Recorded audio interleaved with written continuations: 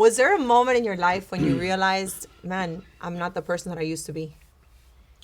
Like, was I there a think defining moment that you said, I'm no longer that person? yes, but in a little bit of a different way. It's more of like now I understand really who I am. So I think, But and was at it least like now? I think as you get older, you start to understand what you like, what you don't like, what you're good at, what you're not good at, and I then guess for me, and what I'm trying to do, of course, I don't want to, but it's to like really pull it out of you, right? So I hear you talk, and of course, like you're very very smart, and but I really love to hear like the juice behind what like the soul at a soul level. So like, did you have a moment that you said, I'm no longer this person, I'm this person? I don't know that I would have had that thought process. What I would have said to myself is, I know I'm not that person and I'm this person. So, not that I changed, but just that I understood more and more the things that would work for me, the things that I liked, the things that I didn't like. And those things is because at the end of the day, look, if you don't have a passion for what you like, you're just not going to do it as well. If you're just going somewhere because I got a job and I'm going to go 9 to 5, whatever, and I don't have a passion, it doesn't Yeah. work. I've never had a business that's been successful that I wasn't passionate about. And I really wouldn't care about it if I had been doing something like that because I get bored. To me, the passion is what drives you. When you wake up every morning, whether you work out, whether you want to do one thing or another, whether you want, to dress well or look beautiful or have a mindset, whatever, you have to have the passion for it. Passion cannot be taught. It cannot. You You have it can and you get a don't. lot of people. I've tried to teach passion, and it'll be a day or two, and then it dies off. Because So, that's energetic. I feel like that's emotional, and energetic. it's and It's it all goes back. It's sort of circular, right? It's the mindset. It's really what is it that you're training your mind to do, and what are you willing to sacrifice for it? If you're not willing to sacrifice, then you're just not going to make it. There's somebody else that will be willing to sacrifice. There's somebody who's going to wake up earlier than you. There's somebody who's going to read more than you that wants it worse than you, right? So my favorite all-time athlete is Michael Jordan, and not just because he was a great athlete, but it's because of the mindset. It didn't matter who it was. It could have been Shaquille O'Neal that was 7 feet tall and he was 6'6". He was going to dunk over him and he was going to teach him that he was the man. I love Michael Jordan. Yeah, and he's and that's really what you get from it, right? It's Yeah. that no matter what happens, I'm gonna win mentality, or I'm gonna do it, and I'm gonna get it done, because life will throw you adversity all the time. Well, I'm going to say something. I see the passion that you have for saving lives and making a difference with your company, Lumency, even though we're not going to go into the whole, business rabbit hole, but I love it. I really admire what you're doing with Lumency, and I feel like that's something that I can see that passion, that drive.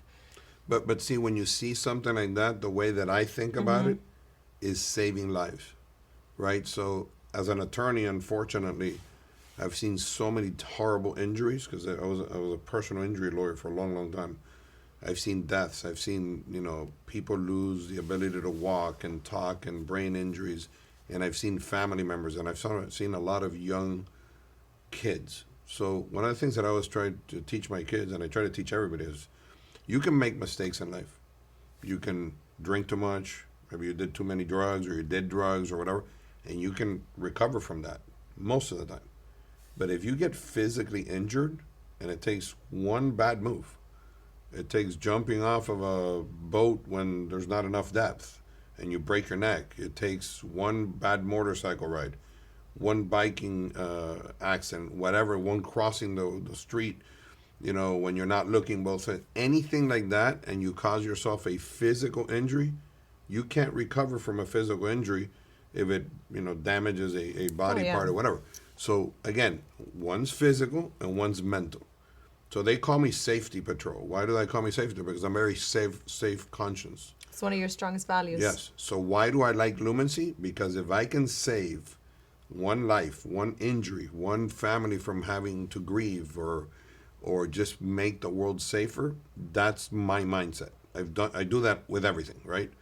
And it doesn't mean don't do things, right? Because I have two sisters. One of my sisters is just terrified of being on a boat, and the other Which one, one? my oldest sister, is terrified of being on a boat. Oh, She won't be okay. on a boat.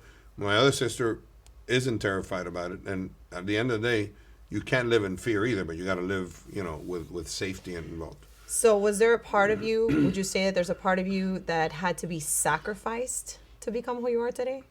100%. If you don't sacrifice, you're not going to get to what you want to try to accomplish. I What part of sacrifice you- sleep. I sacrifice Yeah, no, I still, like, that just blows my mind. You sleep like what? 3.5, 4 hours at most. So I sacrifice sleep, right? Yeah. And a lot of people tell you, well, So you've been doing, wait, hold on. You have been having this sleep schedule since you were what? 18, 19 years old. That's unbelievable. But Do you feel like you're ever sleep deprived? no, I mean, I fall asleep. I've never fallen asleep anywhere, ever. I never used an alarm clock in my life. I wake up, but, it's a mindset. It's really a mindset. If you really think about it, and I know that, biologically people say you're supposed to sleep, and I know I've heard all of that, right? Mm-hmm. But I sleep 3.5, 4 hours. I feel healthy. I feel energetic. I very seldomly am tired. And that's just the way that I operate. But everybody's, I guess, biologically different. One of the things that I learned also, which is interesting, I did a lot of pharmaceutical litigation. Well, that means like Baycol, Vioxx, all these medications that people, have to take because they have certain medical conditions. And you know what I learned? Because I represented thousands and thousands and thousands of people, and then I was involved in multi-district litigation. You see the whole entire nation taking a medication. Mm-hmm. And I tell my clients, I'm not a doctor, but I tell them, there's no medication that will act or react the same way on my body that it will on yours. So you need to be aware of that, because it doesn't matter what those studies are. Now with technology, we're going to learn more about people's, genes and DNA and stuff like that, and you can get medication for you in particular. Medications are designed, so there's a design, and then there's a manufacturing process, and then you have what's called secondary effects, right? And there's something called half-life, which is when you take it, how long does it stay in your body, even though there's no action being conducted by that medication. What does that mean? If I take a particular medication, it may help me for 2 or 3 hours. That's when it's active. But that's the half-life, right? The other half-life is just in your body. It's not doing anything. Now So you feel that your sleep, sacrificing your sleep, was what puts you at a competitive advantage? I wouldn't call it sacrificing my sleep, because to me it's not sacrifice. To me it's, I just got to So do it. you I got to don't wake feel up. like you're sacrificing your sleep? In fact, I feel the other way around. I feel that if I'm sleeping, I'm sacrificing what I should be doing when I'm sleeping. I feel like I'm losing that amount of time, and somebody You think else. that's due to your competitive nature? I think so. Just a little bit competitive. Do you think that there's something that people will never understand about the level at which you operate? Yes. What? I think, yeah. No, I think the thing that I know, because I have a lot of acquaintances or friends that operate, with me at those levels, and I know them personally, and they're like incredibly good-hearted people, and is that this society makes you have to be tough and rough, because there's only really 3 types of people, the way that I have. So I try to compartmentalize everything. They're the people that do, and The doers. it does, and you can criticize them, you can try to put them down, you can do whatever you want to do. They take action. That's me.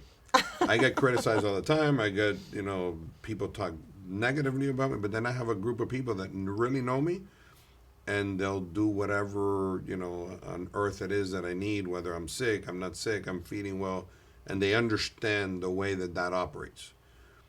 I could give up and say, the hell with it, and not try to help people, but that's just not me. They're not, those people that are negative, that have that negativity, that envy, that don't do anything, and they just criticize people that do, they don't understand.